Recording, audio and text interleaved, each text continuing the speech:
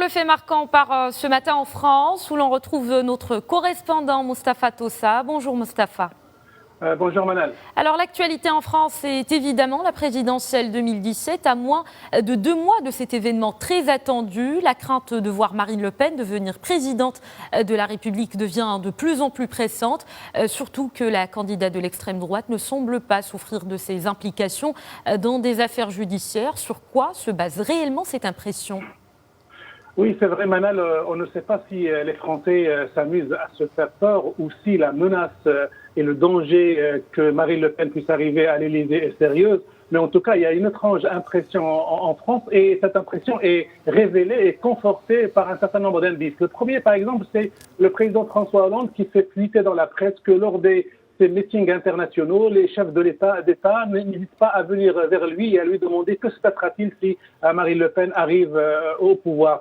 Et le deuxième indice, c'est la presse française qui commence à donner la parole à des experts pour voir comment serait la France, comment serait l'économie française et la société française si demain Marine Le Pen exécute son plan de sortir de l'euro. Et bien sûr, les politologues qui commencent à dire et à affirmer que face à la chute de la maison Fillon, face aux insurmontables de la division de la gauche et face au léger et indéchiffrable programme d'Emmanuel Macron, eh bien, c'est tout un boulevard qui est ouvert devant Marine Le Pen qui, comme vous l'avez dit, n'a pas souffert ni des mises en examen possibles, ni de ses poursuites, ni de ses accusations de corruption politique. Elle reste solide dans son socle à moins de 28% à quelques jours de cette présidentielle. Et face à la montée en puissance du Front National, Mustapha, François Fillon est englué dans l'affaire du Penelope Gate. Et il paraît que ce n'est pas le seul ennui pour le candidat de la droite. Fillon se serait fait offrir des vêtements sur mesure de plusieurs milliers d'euros. Pour sa part, Benoît Hamon dit défendre un projet pour les 10, 15 et 20 années à venir. Alors Mustapha, comment se positionnent réellement les leaders de la droite et de la gauche française ? Alors, ironie de l'histoire, à quelques jours de cette présidentielle, on ne parle plus du programme de ces candidats, de son efficacité, de leur capacité à apporter des solutions à la crise de la société française.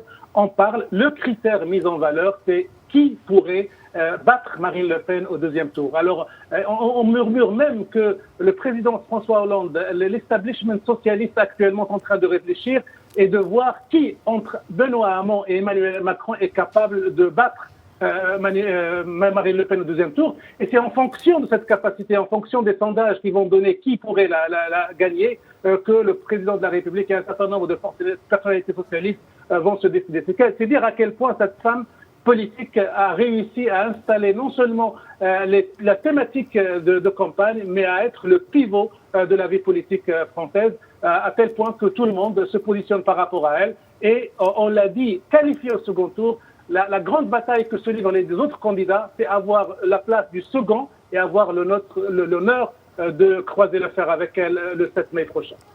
Merci Mustapha pour toutes ces explications. Je rappelle que vous étiez avec nous en direct de Paris. Voilà pour le fait marquant de ce lundi matin. Abdallah Ahmad vous rejoint dans quelques instants pour le journal en langue arabe. On se retrouve dans une trentaine de minutes. Merci de rester avec nous.